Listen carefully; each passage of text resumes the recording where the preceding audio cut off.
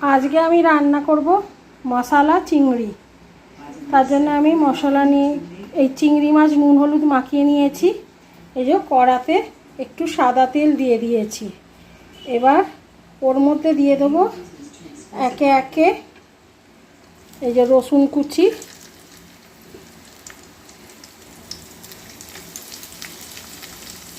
আদা কুচি, একটা কাঁচা লঙ্কা চেরা, আচ্ছা দিয়ে দেব কুচনো পেঁয়াজ। এরকম করে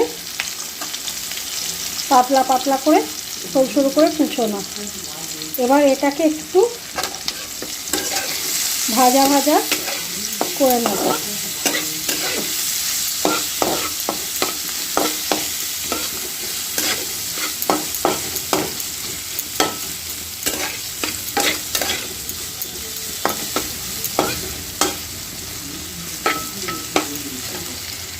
এবারে ওর মধ্যে আমি এই চিংড়ি মাছগুলো দিয়ে দেবো।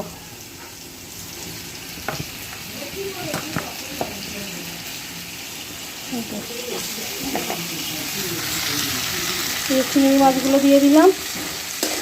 এবারে দিয়ে এটাকে হালকা হাতে নেড়ে চেড়ে নেব।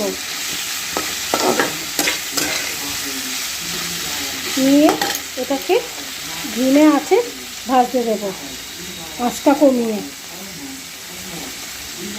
এগুলো যখন আধ ভাজা হয়ে আসবে তখনই আমি ওর মধ্যে লঙ্কা গুঁড়ো দিয়ে দেবো, একটু ঝালের জন্যে লঙ্কা গুঁড়ো দিয়ে দেবো, আর দিয়ে দেবো হলুদ গুঁড়ো,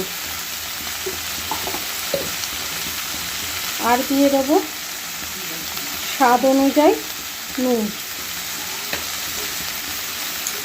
আবার একটু আমি এটাকে নেড়ে চেড়ে দেবো।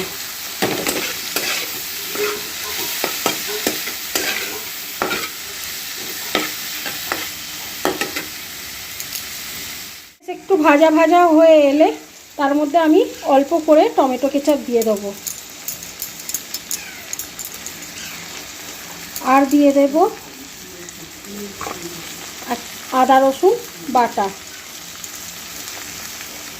এতে আর কিছু মশলা দেব না। চিংড়ি মাছের টেস্টটা একবারে পারফেক্ট থাকে এই মশলাতে।